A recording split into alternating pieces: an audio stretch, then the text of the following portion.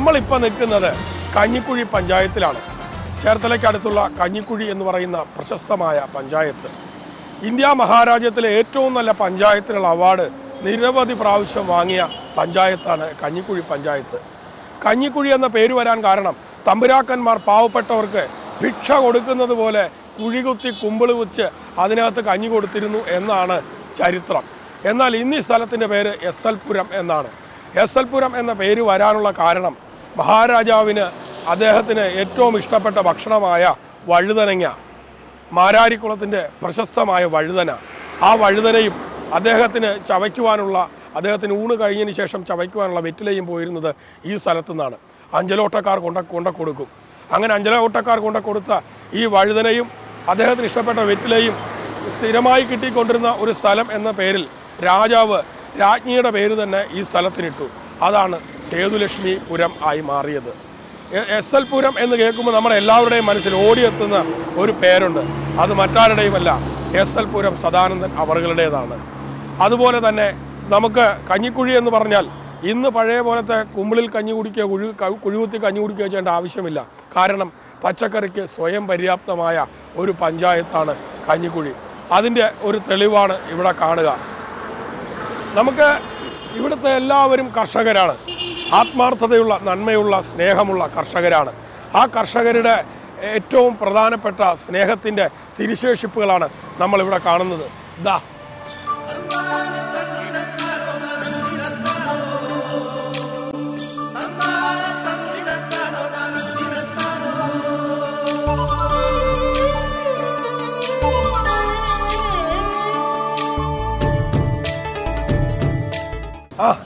നമസ്കാരമുണ്ട്.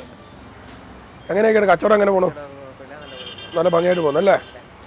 Okay okay okay okay.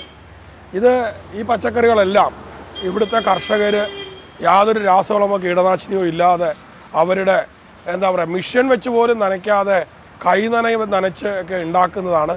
അതുകൊണ്ട് തന്നെ ഇതിന് ഭയങ്കര രുചി കൂടും. ഉരുളൻകിഴങ്ങ് സവോളയും മാത്രം നമ്മൾ സാധാരണ സാമ്പാറിന് ഉപയോഗിക്കേണ്ടതുകൊണ്ട് അത് മാത്രമാണ് ഇവർ വെളിയിൽ നിന്ന് എടുക്കുക. ഈ കഞ്ഞിക്കുഴിക്ക് ഒരു പെരുമ ഉണ്ടാക്കിയത് പരമ്പരാഗത കർഷകരാണ്. ഈ കർഷകരെ കൂട്ടി യോജിപ്പിച്ച് ഇതിനൊരു പെരുമ ഉണ്ടാക്കിയത് പി സ്വാതന്ത്ര്യം എന്ന് പറയുന്ന ഒരു വലിയൊരു മനുഷ്യനാണ്. ആ വലിയൊരു മനുഷ്യനായിരുന്നു ഞങ്ങളുടെ ഈ കൊച്ചു പഞ്ചായത്തിൻ്റെ പ്രസിഡന്റ് പി സ്വാതന്ത്ര്യം. അദ്ദേഹത്തിൻ്റെ വലങ്കൈയായിട്ട് നിന്ന് ഈ പെരുമ കൊടുത്തത് ഇവിടുത്തെ കൃഷി ഓഫീസറായിരുന്ന TS വിശ്വൻ എന്ന് പറയുന്ന വിശ്വൻ സാറാണ്. ഇവരുടെ രണ്ടുപേരുടെയും കൂട്ടായ്മയും ഈ കർഷകരുടെ എല്ലാവരുടെയും ഒത്തുചേർന്ന ഒരു മാനസികാവസ്ഥയും കൂടെ കൂടിച്ചേർന്നപ്പോഴാണ് കഞ്ഞിക്കുഴി ഇന്ത്യ മഹാരാജ്യത്തിൽ ഈ കൊച്ചു കഞ്ഞിക്കുഴി ഒരു വലിയ കഞ്ഞി കൊടുക്കുന്ന ഒരവസ്ഥയിലേക്ക് എത്തിയത്. ഇന്ത്യ മഹാരാജ്യത്തിൻ്റെ മികച്ച പഞ്ചായത്താണ് കഞ്ഞിക്കുഴി. അപ്പോൾ ഇനി കഞ്ഞിക്കുഴിയിൽ ഒരുപാട് രുചികളുണ്ട്. നമുക്ക് ആ നന്മയുള്ള രുചി തേടി നമുക്ക് പോകാം.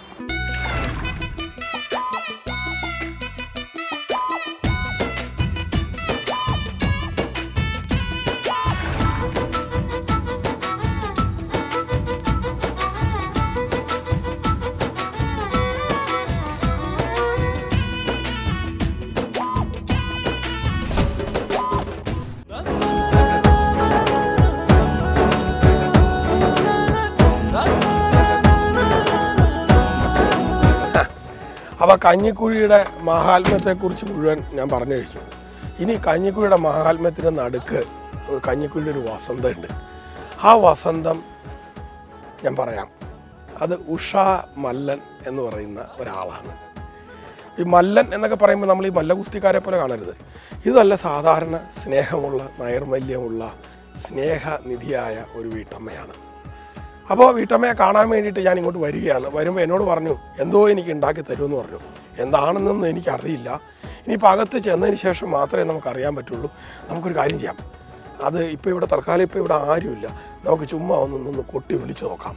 ചെന്നിട്ട് എന്നെ കാണുമ്പോൾ പെട്ടെന്ന് ചേച്ചി പെട്ടെന്ന് സർപ്രൈസ് ആവും. വാ നമുക്ക് അങ്ങോട്ട് പോവാം.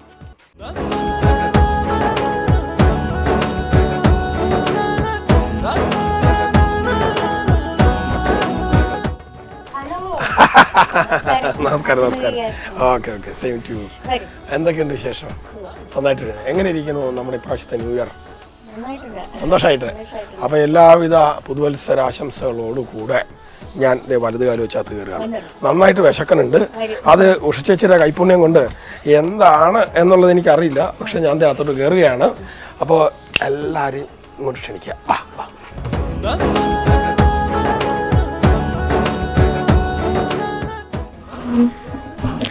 ഓക്കെ. അപ്പോൾ നമ്മൾ ഉഷ ചേച്ചിയുടെ വീടിൻ്റെ സ്വീകരണ മുറിക്കകത്താണ് ഇരിക്കുക. ഇന്ന് എനിക്ക് നന്നായിട്ട് വിശക്കുണ്ട്. എന്താ ഉണ്ടാക്കി തരാൻ പോണേ? ആ പിന്നെ ചേന കൊണ്ടുള്ള ഒരു ചമ്മന്തി പോലത്തെ ആണല്ലേ? അച്ചാറും ചമ്മന്തി അല്ലേ? എല്ലാം കൂടെ ചേർത്തില്ല.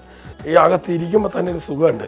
അപ്പോൾ ഇതിൻ്റെ അടുക്കളയിൽ നിന്നുണ്ടാകുന്ന രുചിക്ക് എത്രമാത്രം സുഖം ഉണ്ടാവും എന്ന് എനിക്ക് ഇപ്പോഴേ ആലോചിക്കാം. കഴിച്ചതിന് ശേഷം നിങ്ങളും പറഞ്ഞു എന്തോരം രുചി ഉണ്ടായിരുന്നു.